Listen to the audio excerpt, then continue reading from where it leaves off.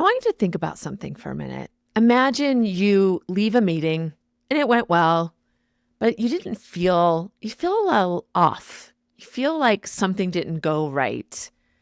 Like somebody took credit for something that was your idea. Maybe the meeting went a different direction than you intended. A decision was made and your voice wasn't heard. And you just can't brush it off. And then you start to recognize that it's just not that one meeting. This keeps happening to you under the idea of polite, professional, quiet. If that resonates with you even a little bit, I want you to stay right here. This happens to us sometimes more than we even realize. So having the awareness can help you adjust in the moment. It's all about corporate politics. We'll talk about that today. And when I think about who is in the driver's seat, we're just going to call that person Dan. Welcome to How to Get What You Want. This podcast is for driven women ready to claim their goals and navigate their careers with clarity and confidence. Join me as we explore real stories, tools, and strategies to help you steer your career exactly where you want to go. Let's get started on helping you get what you want. Hi, friend. I'm Susie. I'm so glad that you made the choice to be here today. We're going to talk about a topic that we do not especially like to talk about, office politics. And I'll tell you, we have an association with that word. It's dirty. It's manipulative.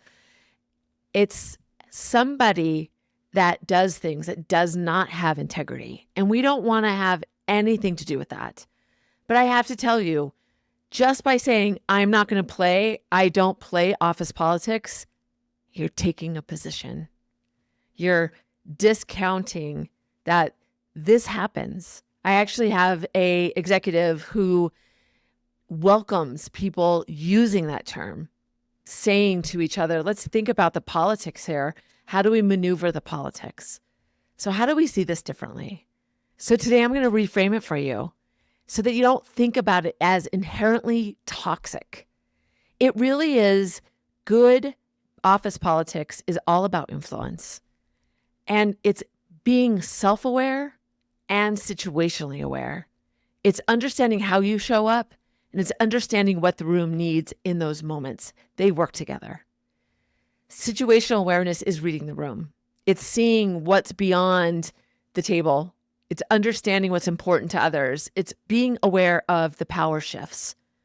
Self-awareness is being in tune to how others perceive you, what you need to do, how you can ensure that you don't have an emotional response so that you move through with objectivity and clarity, so that you don't walk out of that room feeling like, oh, I wish that wouldn't have happened to me. So you need both. Self-awareness without situational awareness, you become the path of least resistance with good intention and disappearing while the Dans run out of the room. Situational awareness without self-awareness, and you become that Dan on the spot, playing the game so well, you forget why you're even playing it. The combo together makes the difference. And here's where I want you to really hear me, because this is what the whole show today is built on. You came here for something. You want something more. Heck, the whole name of this podcast is Get What You Want. And it's not always about money. It's not always about promotions. It's about being seen. It's having visibility. It's being respected. All of those things are really important to us as professionals. But you have to be able to have power in the politics that happen around you all the time. I work with a lot of companies, some major Fortune 50 companies and some really small companies. And even in the smaller companies, when the whole population of employees is 50, still office politics. Because when people aren't communicating one-on-one and there's intentions that shift and the focus shifts and the pressure shifts, that tide is always changing. I like to think about office politics as a ocean where things are changing all the time. And that could be for you. You have to have your office politics glasses on so you can see those dimensions in real time. And when you get that awareness, when you have situational awareness, self-awareness, and awareness around the combo is having office politics, that influence that you build are the chips in the game. It's how you move through. It's how you play it differently than Dan does. The formula, the way I like to look at it, it has 3 components. It's the business goals, it's supporting yourself, and it's supporting others. All 3. Not 2, not 1, all 3. The Dans of the world, they skip the last one, the support. The path of least resistance people, they skip the second one, supporting yourself. But the combination is all 3. That's when intention is honorable. That's when it's not manipulative. When you're thinking about the business, when you're supporting where you want to go next, what you want, and then supporting others so they can get what they want as well. That's exactly what negotiation is. It's not a conference table. It's not just a high stakes moment. It's every day. It's getting what you want, because why not? Why allow the Dans of the world to get what they want? Get what you want and play by your rules. Research on workplace influence is really consistent. The people that build relationships and have the business focus build influence. The people that have their own interests in mind, and that's the core principle of how they navigate through, do not build influence over time. Think about it this way. Manipulation borrows trust. Influence builds on it. It's short-term to only put yourself first. There's a long-term game when you think about others, yourself, and the best of the business. It's not just an ethics thing, it's strategic. The line between influence and manipulation is really thin, but it comes down to that. What is most important to you? What is your intention? Is it the business? Is it others? And the crazy part about it is those Dans of the world don't realize that everybody knows their tactics. That spreads like wildfire. So does the people that have influence. People know, like, and trust the people that are thinking about the business, themselves, and others, and building that influence. Their perception, their brand is known positively. The Dans of the world, same thing. And the Dans of the world don't really care, but nobody tells them that. And they get what they want because they're a squeaky wheel. That's manipulative. And I'll tell you how this happened to me. This is how I see it so clearly. Years ago, when I worked with Dan at a Fortune 50 company, he came up to me one day in the hallway, and we didn't really talk a lot, but he said, "Hey, Susie, I'm going to lead this big project. And you're so great at bringing people together, and you're so wise. I'd like you to be a part of the team. Would you be a part of the team?" Heart clenched. I was so taken aback, so grateful that Dan was so thoughtful. It was out of character for him. I was so touched. I was like, sure, of course I will. I'd love to. Hook, line, and sinker. A few weeks later, my boss said to me, "Why didn't you raise your hand and volunteer to lead that project?" I realized in that moment that Dan hadn't gotten the lead position, but he wanted to make sure that I didn't. So he essentially manipulated the situation to get me firmly in the seat where he wanted me. That's the difference. He was looking at what are the obstacles that I need to make sure go my way so that Susie doesn't get it. Because he knew that I had more influence than him. He knew that if I went to our boss first, that she would say, "Yeah, you need to do it," because she understood that people trusted me. But because she didn't have that comparison, because I never raised my hand, he got it. So smart. Those optics, those glasses that then I had on about the manipulation or the influence or the office politics that happened around me, that day forward, I had them on.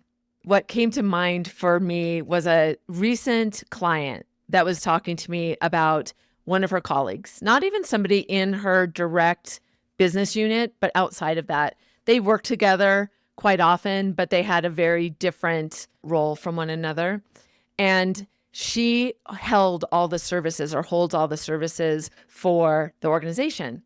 And she was telling me that this person that she works with, and it happens to be male, and I'm going to share a little research around this. He would always say, hey, listen, why don't you write up that SOP and I'm happy to do the distribution for it. I'm happy to send it out and I'll even take the questions for you and I'll copy you. No problem at all. I'm happy to help. So in that moment, she was like, oh, that's so helpful. I don't have to put together that email and send it out. And when we were talking about it, she started to say, it's kind of frustrating to me sometimes because then she started to see that the optics were that he was a part of it, that he was in the middle of it, and he had nothing to do with it.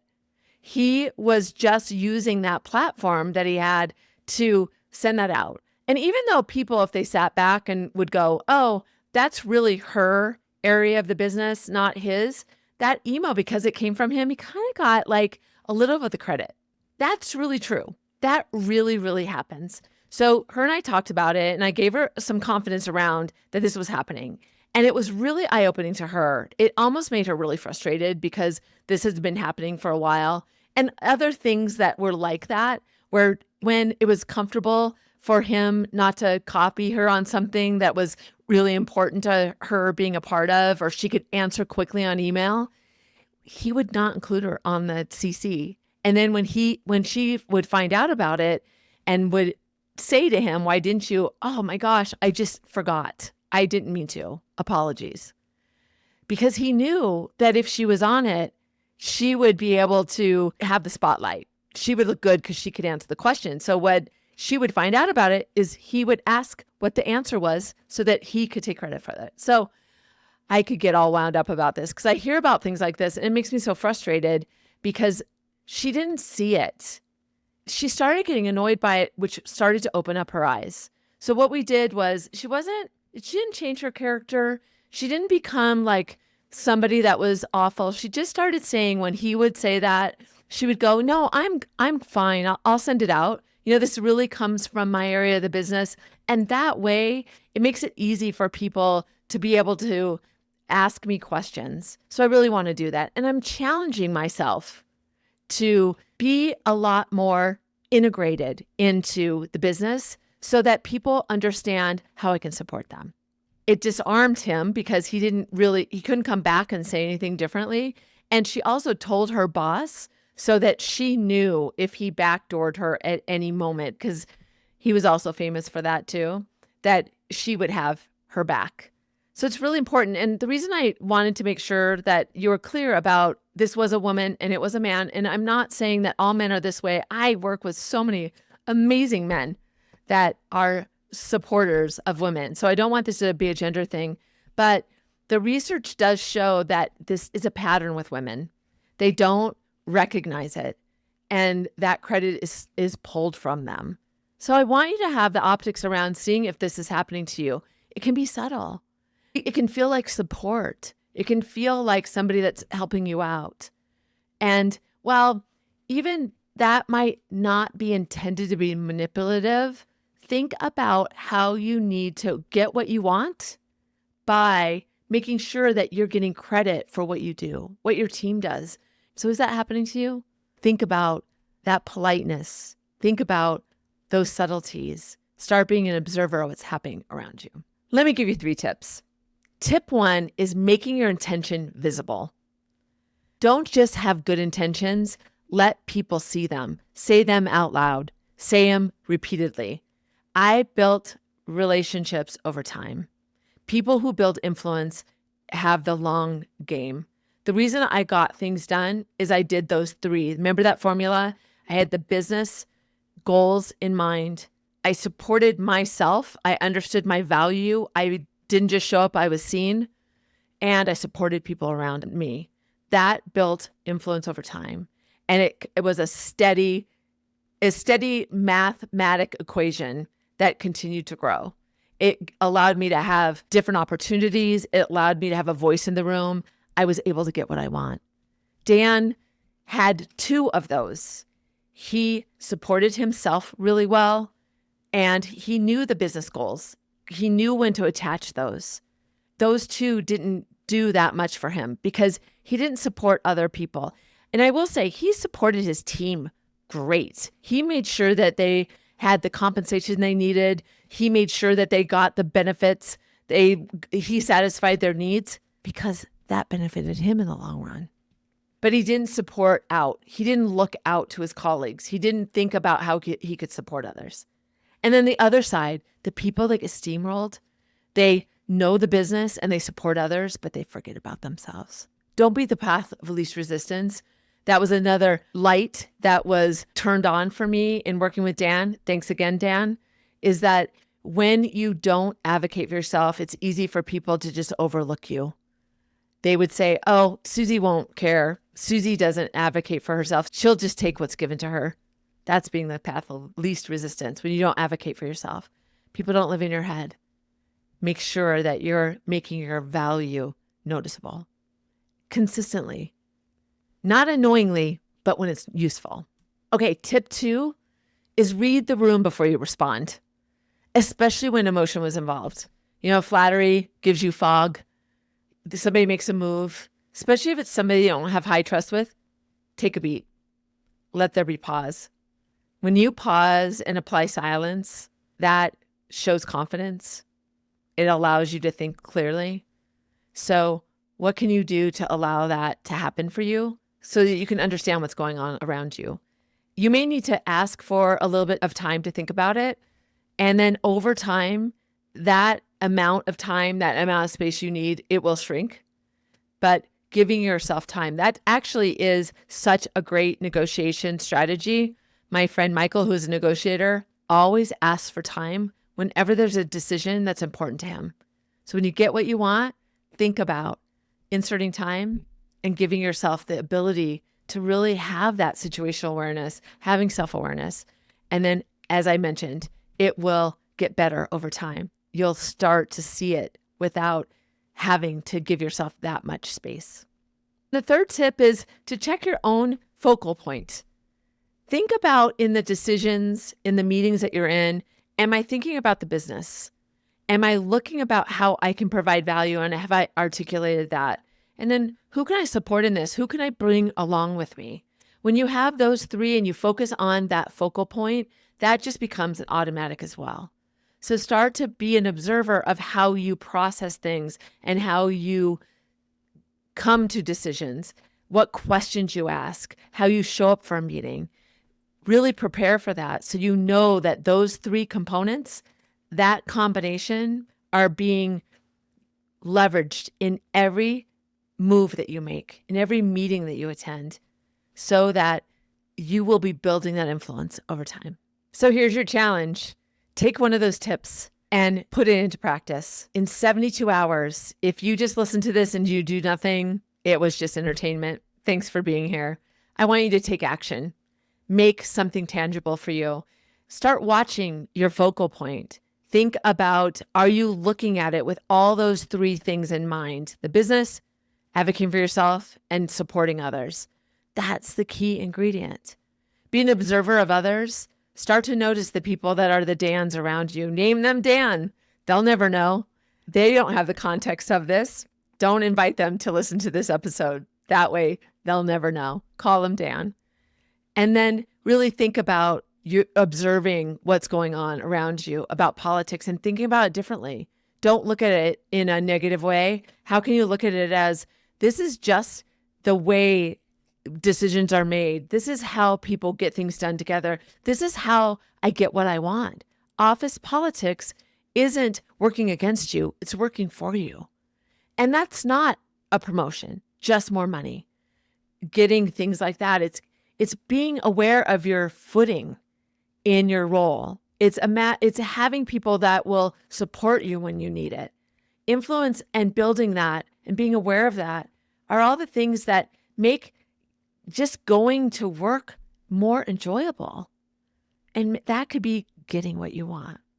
So important to think about that and thinking about how you're playing into that because you haven't even paid attention to it. I love this for you, and I'd love to hear from you. Reach out to me. Tell me your experience. Share your story. That's how we learn from one another. And if something struck you here, you think, oh my gosh, we need to have this conversation internally, reach out to me. I'd love to meet you. I'd love to talk to your organization. These conversations are so powerful to have together, and talk about support, talk about what those waves around you feel like to others. And by the way, we all have a different experience when it relates to office politics in our seat, in our level. Your boss could be facing something completely different. Your colleague, something different than you. So be aware of that as well, and start to talk about it with others, compare notes, understand what they're experiencing and how you can help them get what they want. In fact, if you know somebody needs to hear this, have them listen to it, but then have a discussion around it. How are you going to keep yourself accountable? How are you going to keep this dialogue continuing so that you can be more intelligent about what's going on around you? How can you build your situational awareness and your self-awareness together? I'm so glad that you made the choice to be here today. It is certainly my pleasure to help you get what you want. It's important to me. And I love to talk about the negotiator mindset, because that's what this is. It's being aware of the different layers of things that are happening around you. I love this for you. Just remember that it is not just a skill, it's a mindset. So until next time, I'm Susie. I will see you then.